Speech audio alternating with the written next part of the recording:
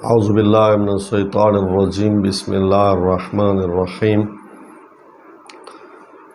مومنین کرام، آج چونکہ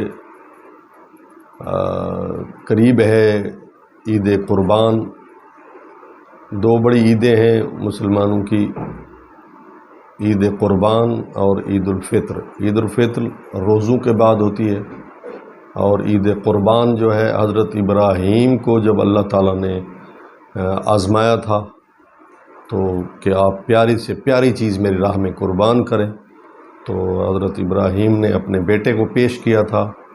وہ سارا واقعہ آپ سنتے رہتے ہیں کیونکہ وہ پھر ویڈیو طولانی ہو جائے گی اور میں نے قربانی کے مسائل بتانے، تو پھر اللہ تعالیٰ نے فرمایا کہ ہاں ٹھیک ہے، آپ نے سچ کر دکھایا ہے اور آپ میری محبت میں سچے ہیں۔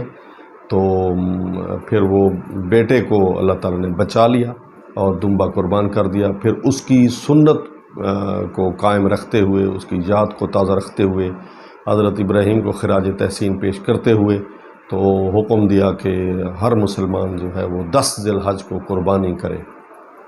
اگر نہیں کر سکتا، اوسط نہیں ہے، تو قرض اٹھا کر بھی قربانی کرے، تو اللہ کہتا ہے میں اس کو قرض اتار دوں گا، اس کو کشادہ کر دوں گا۔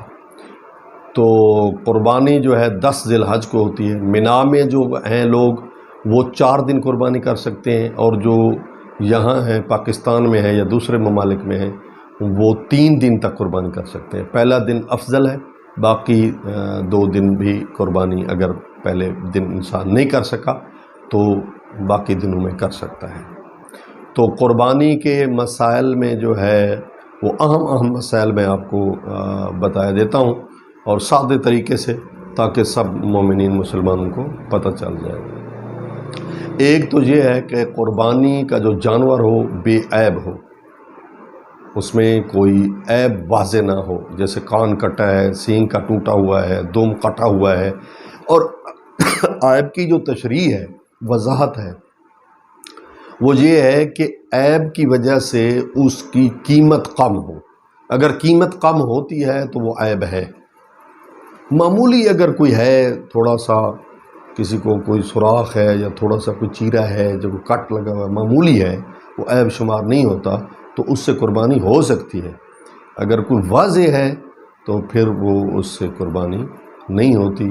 بے عیب ہو، خوبصورت جانور ہو، موٹا تازہ جانور ہو، کیونکہ اللہ کی راہ میں آپ دے رہے ہیں تو محبوب چیز دیں، آپ محبوب جانور دیں۔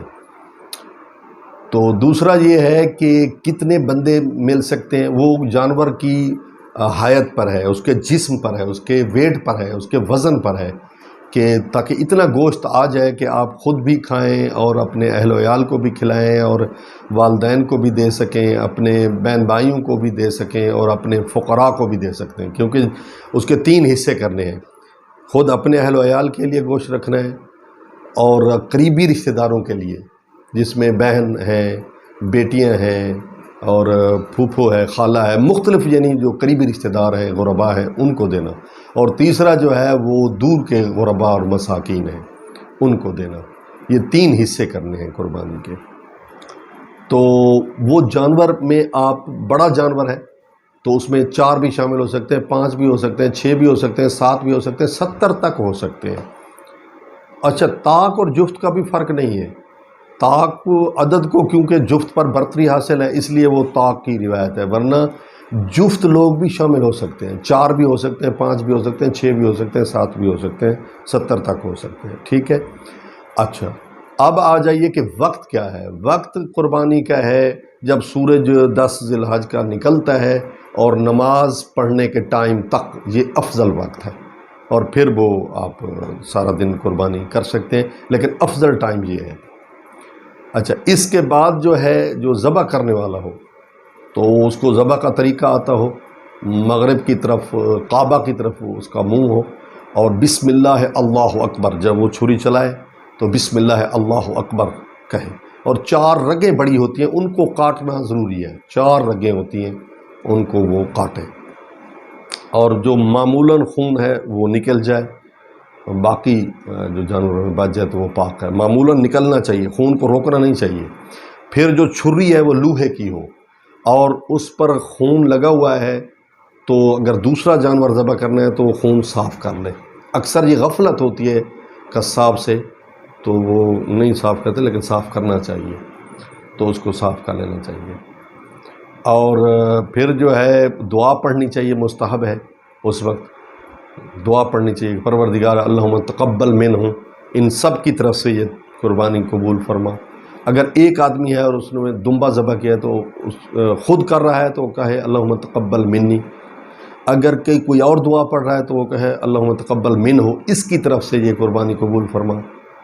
تو پورے خلوص کے ساتھ، اہتمام کے ساتھ، محبت کے ساتھ اس طرح، کیونکہ حدیث میں ہے کہ اللہ تعالیٰ کو آپ کے گوشت اور خون نہیں پہنچتے، بلکہ آپ کے دل اور آپ کا تقوی اور آپ کی محبت اور آپ کا خلوص اللہ تک پہنچتا ہے. اللہ یہ دیکھنا چاہتا ہے کہ میرے لیے ان کا دل کتنا مانگتا ہے، میرے لیے اس کا جو ہے نا، اس کا کتنا دل کہتا ہے مال دینے کا، تو وہ قربان کر دینا چاہیے. اس کے علاوہ جو ہے قربانی کا 3 دن تک آپ کر سکتے ہیں. پہلا دن افضل ہے، پھر دوسرے اور تیسرے دن بھی کر سکتے ہیں. تو یہ اہم مسائل ہیں قربانی کے جو میں نے آپ کو بتا دیے، اور دعا ہے کہ اللہ تعالی ہم سب کو صحیح معنی میں یہ یاد منانے کی توفیق عنایت فرمائے.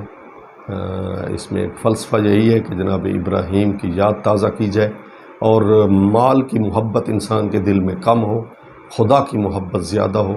خدا جو چاہے تو قربان کر دینا چاہیے، اور پیاری سے پیاری چیز قربان اللہ کی راہ میں دینی چاہیے. جانور جو ہے نا، خصی جانور بھی نہ ہو، اس کی قربانی نہیں ہو سکتی، کیونکہ وہ بھی ایک عیب ہے. تو لنگڑا لولہا نہ ہو، خوبصورت جانور ہو جو دیکھنے والوں کو بھی بھلا لگے، اور دل کھول کے اللہ کی راہ میں قربانی دینی چاہیے.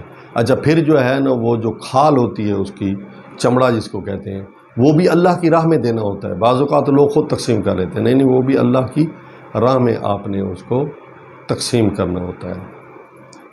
خدا کی راہ میں دے دیں، فقراء مساکین کو دے دیں. تو انہی الفاظ کے ساتھ میں ختم کروں گا. اگر ضرورت پڑی تو ایک اور ویڈیو بنا لیں گے، ورنہ اجازت چاہیں گے.